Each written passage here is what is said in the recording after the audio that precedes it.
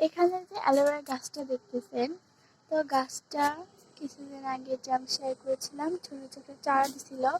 তো ওই চারাগুলো দেখেন এখন কত বড় হয়েছে।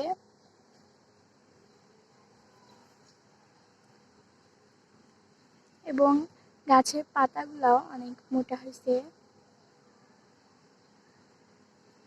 আমি এই গাছগুলোর খাবার দিচ্ছি দেখেন, ডিমের খোসা, চাপাতি এবং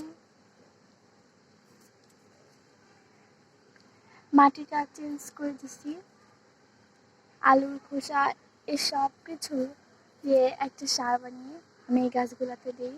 তো দেখেন এই গাছের পাতাগুলো অনেক মোটা হচ্ছে, যেহেতু গাছটা অনেক ছোট, দেখতে অনেক সুন্দর লাগছে এবং ছোট ছোট চারা দিচ্ছে।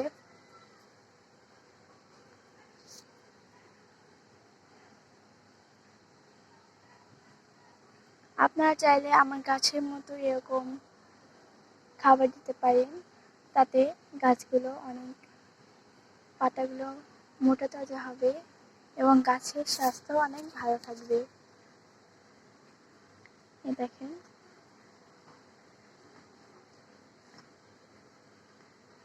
এর আগে একটা ভিডিওতে দেখেছিলাম গাছের এই চারাগুলো অনেক ছোট ছোট ছিল।